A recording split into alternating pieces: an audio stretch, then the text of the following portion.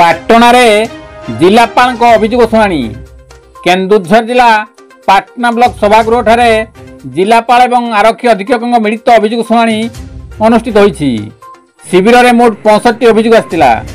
ଅଭିଯୋଗ ମଧ୍ୟରେ ପାଟଣା ଗୋଷ୍ଠୀ ସ୍ୱାସ୍ଥ୍ୟ କେନ୍ଦ୍ରରେ ବିଶେଷଜ୍ଞ ଡାକ୍ତର ନିଯୁକ୍ତି, ପାଟଣା ବଜାର ଅଞ୍ଚଳର ଦୋକାନ ଭଙ୍ଗାଯିବା ପରେ ମଧ୍ୟ ଡ୍ରେନ୍ ନିର୍ମାଣ କାର୍ଯ୍ୟ ବିଳମ୍ବିତ, ମଙ୍ଗଳପୁର ଠାରୁ ଭୀମକୁଣ୍ଡ ରାସ୍ତାର କାର୍ଯ୍ୟ ଶୀଘ୍ର ସାରିବା ଏବଂ ମଲ୍ଲିପସି ଛକ ଠାରୁ ଚିନାମାଳି ରାସ୍ତାର ଉନ୍ନତିକରଣ ପାଇଁ ମଧ୍ୟ ଦାବି ହୋଇଥିଲା।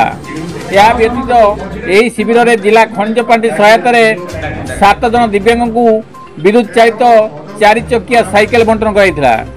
ଶୁଣାଣିରେ ଜିଲ୍ଲାପାଳ ବିଶାଲ ସିଂ, ଆରକ୍ଷୀ ଅଧୀକ୍ଷକ ନିତିନ କୁଶଲକର ଡାଗଡୁ, ଜିଲ୍ଲା ପରିଷଦର ମୁଖ୍ୟ ଉନ୍ନୟନ ଅଧିକାରୀ କୁମାର ନାଗଭୂଷଣ, ଡିଏଫ୍ଓ ଏଚ୍.ଡି. ଧନରାଜ, ଅତିରିକ୍ତ ଜିଲ୍ଲାପାଳ ହଳଧର ମାହାଲିକ, ଉପଜିଲ୍ଲାପାଳ ଉମାଶଙ୍କର ଦଳେଇ, ସିଡିଏମ୍ଓ ଡାକ୍ତର ବିନୋଦ ବିହାରୀ ମିଶ୍ର, ଜିଲ୍ଲା ମଙ୍ଗଳ ଅଧିକାରୀ ପ୍ରବୀର କୁମାର ରେଓ, ଜିଲ୍ଲା ଯୋଗାଣ ଅଧିକାରୀ ବିପ୍ଳବ କେଶରୀ ସାମନ୍ତରାୟ ଓ ପାଟଣା ବିଡିଓ ମାନସ କୁମାର ଦଣ୍ଡପାଟ, ତହସିଲଦାର ଅଶ୍ୱିନୀ କୁମାର ନାୟକ, ପାଟଣା ଥାନାଧିକାରୀ ମାନସ ରଞ୍ଜନ ମହାକୁଡ଼ଙ୍କ ସହିତ ଅନ୍ୟାନ୍ୟ ପ୍ରମୁଖ ଅଧିକାରୀମାନେ ଉପସ୍ଥିତ ଥିଲେ।